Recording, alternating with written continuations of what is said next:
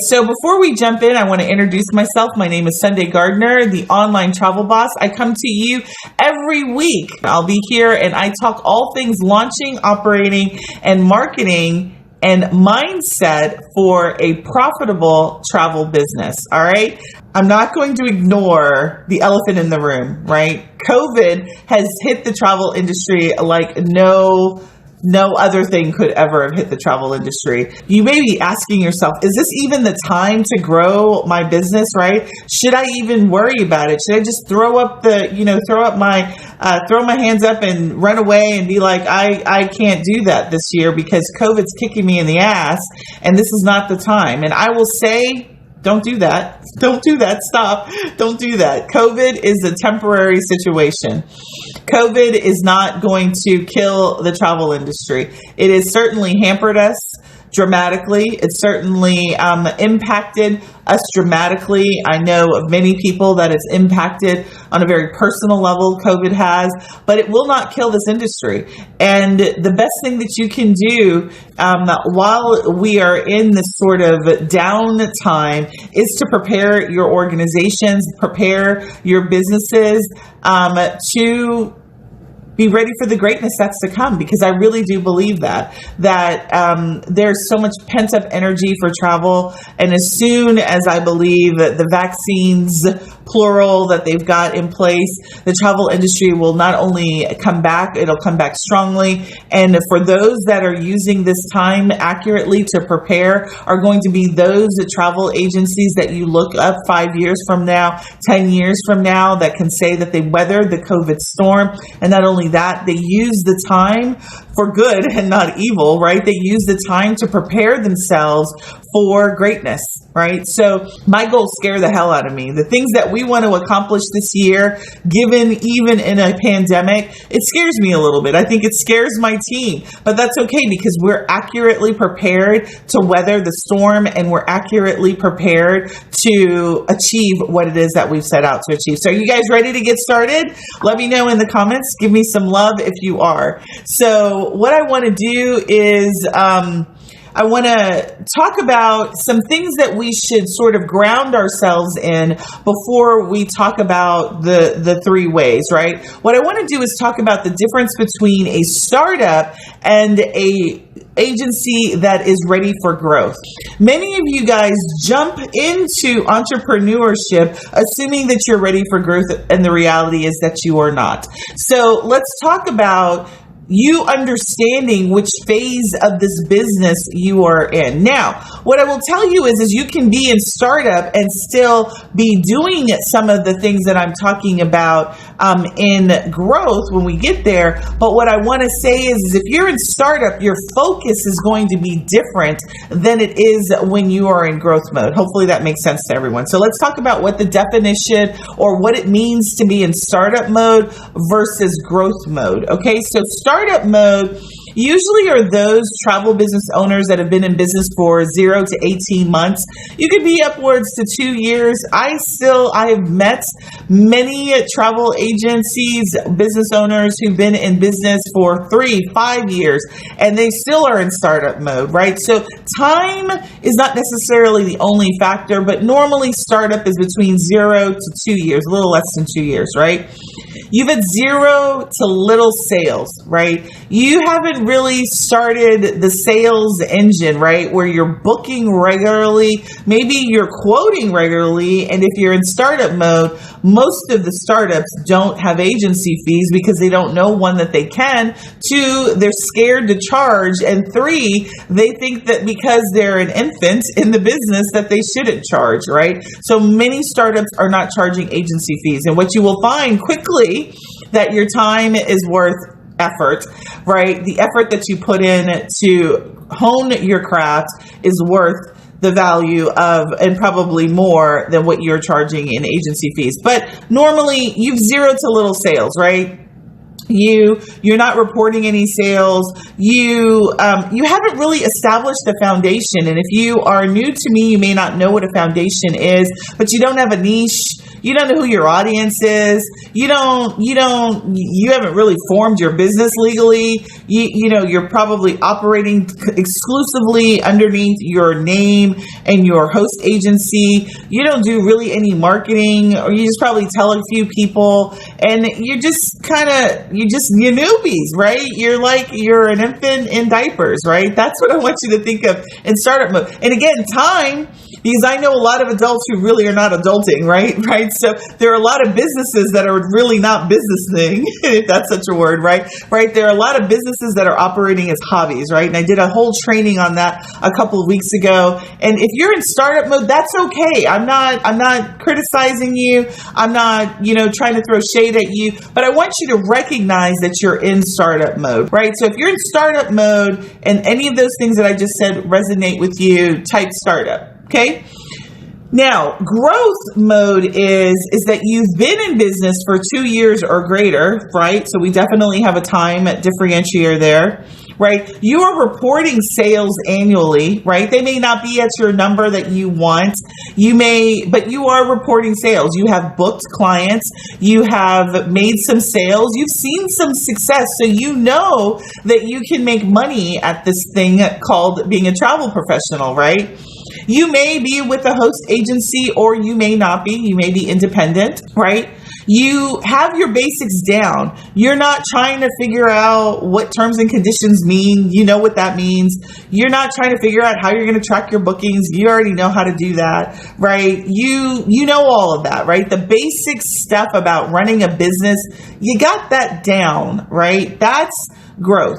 You've probably seen some profitability, right? So maybe you're at 0 to, 1 to maybe 5% profitability. I'm not going to put a number on it, but you may be profitable at this point. The problem is, though, when you're in growth mode and you don't really have a process by which you're getting through this phase of your business, there's inconsistency there. If you have inconsistency in your numbers, you're seeing that sort of yo-yoing in your numbers. You really don't track your numbers, right? You don't really have sales goals. Sales is not even something you think of, right? You could still be, not in startup, but growth. Because what you want to do in growth is nail that in. You want to bring all of that in, right? You want to know what your numbers are. You want to know those things that are going to move the needle. You want consistency in your numbers, right? Growth is, going like this, right? That's the growth mode, right? And then the third stage, because there's actually multiple stages, maturity, right? And most of the people that are inside of this group are not in the mature phase. They're in the either startup or the growth phase. But I'm just going to talk about mature phases, right? You've been in the market. You've identified who your audience is. Your audience is already familiar with you. You are not seeing that sort of compounded growth that you saw in the years before, but it's steady growth, right? It's consistent. Your cash reserves are greater than your profit, but there's consistency. And then the last phase is that, you're either trying to sell off or whatever. But like I said, most of you guys are either going to be in either pre-startup, startup, or growth, right? And so today's message is primarily for the growth. I want the startups to listen to the message, because you can be working on these things that are in the growth mode. Start to lay the foundation for those things so that you ensure that when you get done with your foundational items, you're ready to just hit the ground running, if that makes sense. All right, let's get to the 3 ways to grow your travel business. The first and foremost, which I hope you could predict, but is one of the most important, is you focus on sales and marketing. I want you to write, you're focused on sales and marketing. Realize what I said. You're not focused on taking supplier training. You're not focused on building a website, right? Although you could argue that your website is part of your marketing, but you are focused on sales and marketing. Oftentimes what happens when you start your business is that you're focused on marketing, but you're not focused on selling. And we think of the word selling as icky. Like, we think of the word selling as a bad term, but that is what you are. The successful travel agencies understand that they are they either are a sales engine or they have a very strong sales engine, a part of the organization. So let's talk about what a sales and marketing engine looks like, right? Or what that means to be focused on sales and marketing. You're focused on leads, right? Because that's a metric that's important. How many leads are you getting in your organization every week, every day, every month, every quarter, every year? Have you plotted that out? Do you understand what those numbers look like?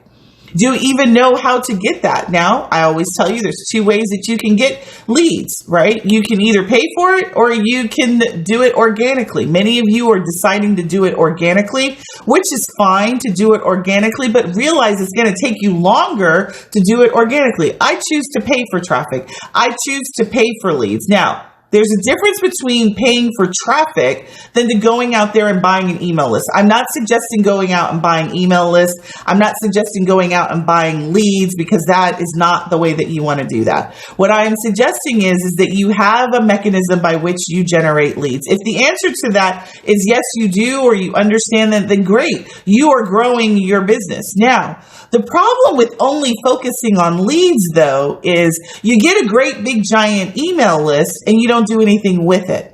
Right. So I know a lot of people, right? I know people who they know that emails are important. They know that they should have a lead generation system, but they do nothing with their leads. They're not moving the leads down a methodic or systematic funnel to get to conversion, right? So that's what the sales process does.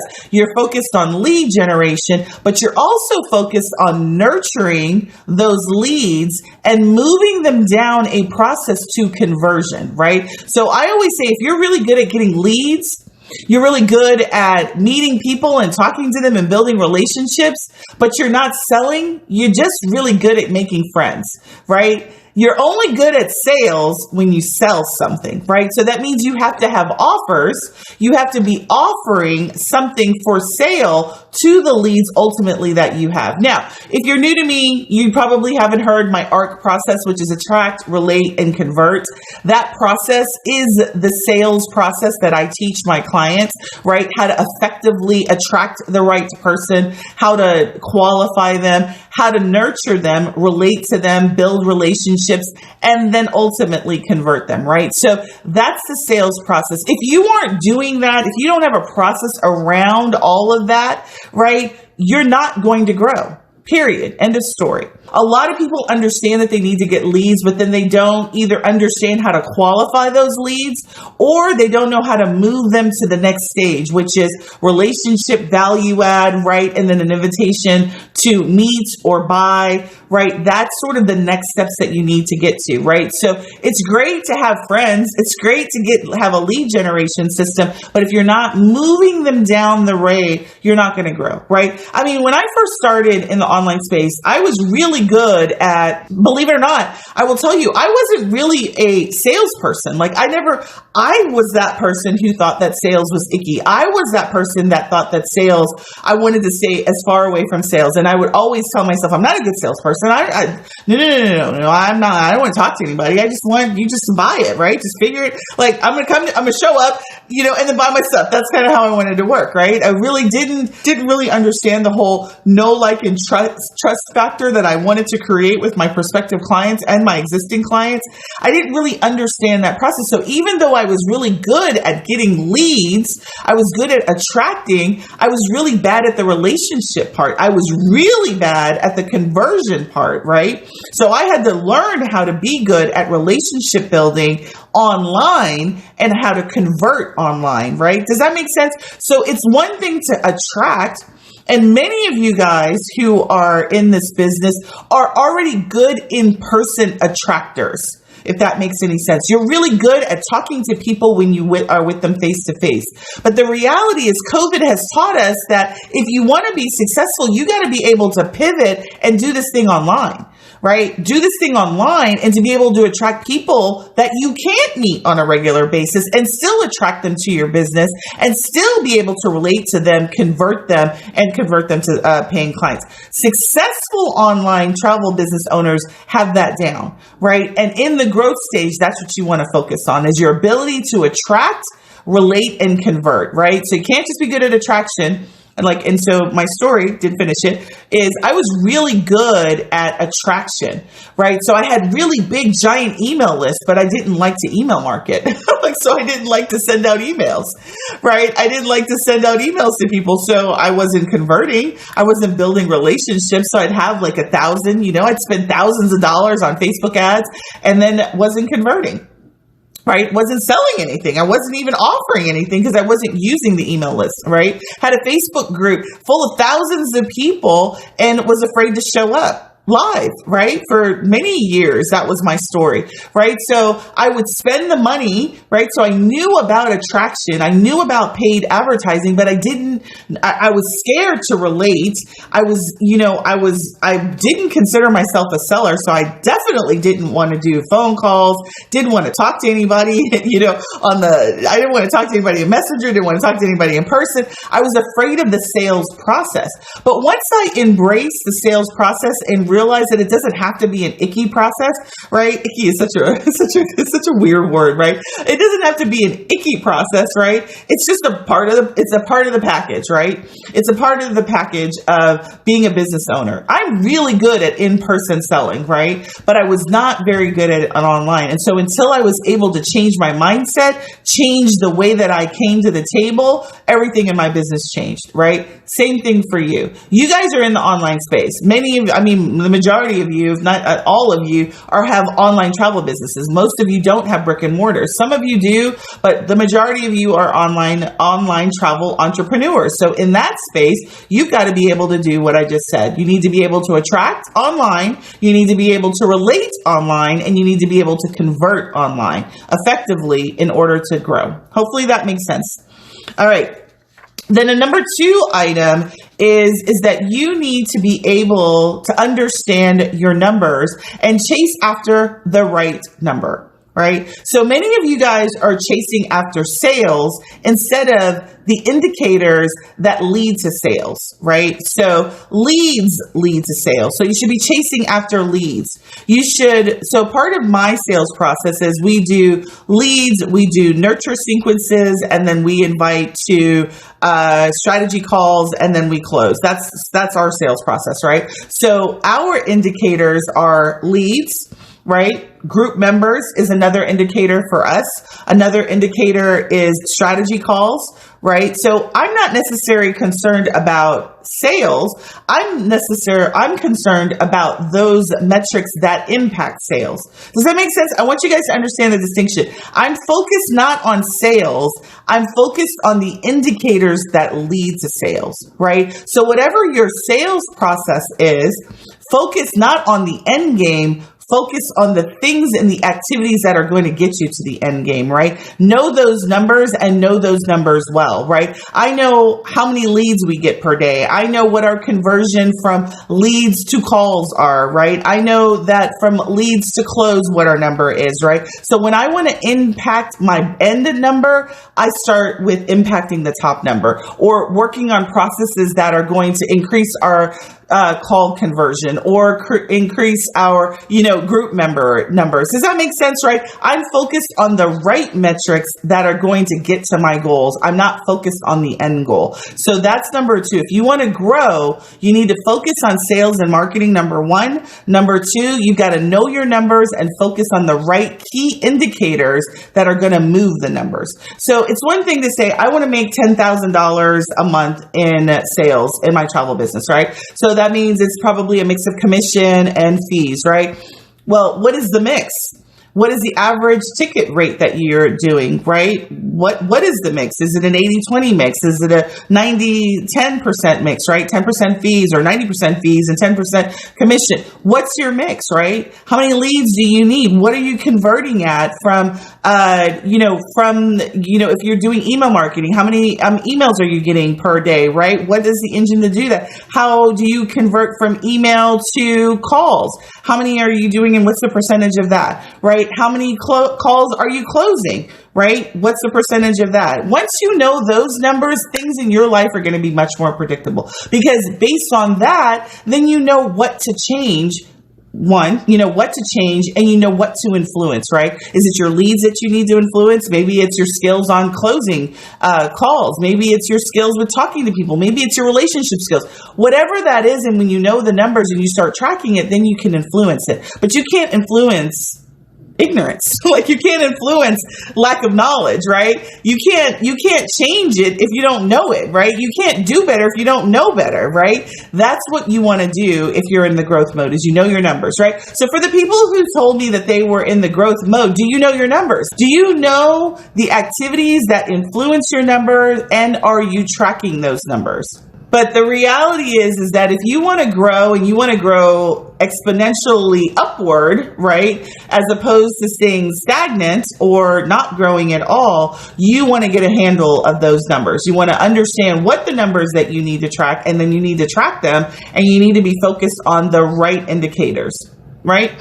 Okay, so then the very last thing, and then I'm going to skedaddle out of here, is you need to invest in strategy and knowledge, right? So in growth mode, I want to spend the least amount of time to get the greatest amount of effort.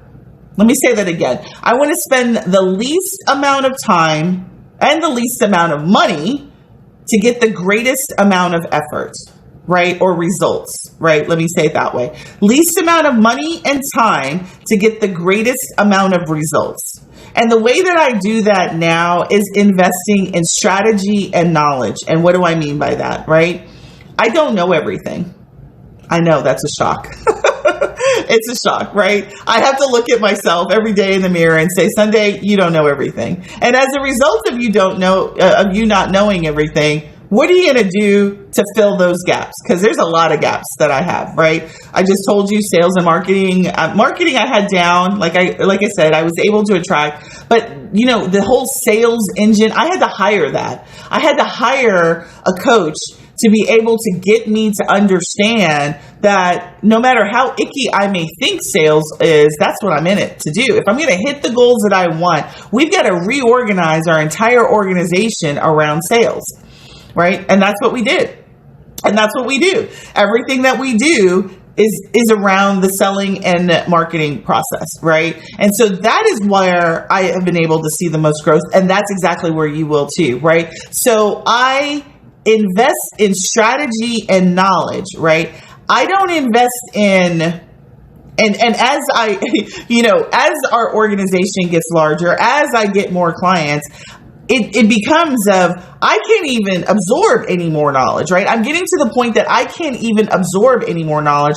Then I'm going to be investing in professionals. So there's two ways that you can invest in strategy and knowledge, right? You can invest in strategy and knowledge so that you know it and you do it, right? Or maybe you invest in knowledge for your team to know it and do it, or you can hire a professional to do it for you. Those are the two ways that you can invest, right? You can invest in programs, training, coaching, whatever that is, that will teach you how to do it, and then you start doing it yourself.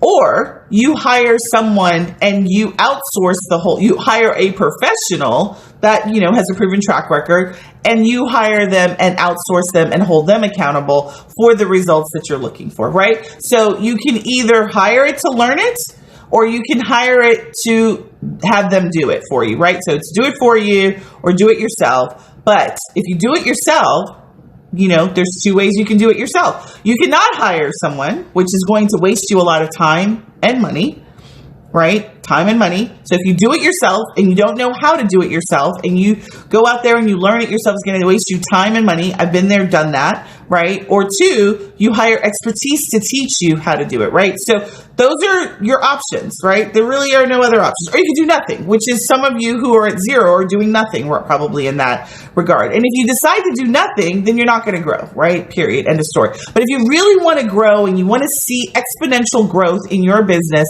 invest in strategy and knowledge and decide which way you want to go, right? There's some things that I want to learn, right? And I will implement inside of our organization. And then there's some things that I will outsource holistically. I don't want that. I'm not interested in getting it in my company. I don't even want to worry about it. And I'll give you an example. We outsource 100% of our web development. I'm not hiring somebody in the team to do that. I got a company that does all of our web page development, and boom, I don't do it.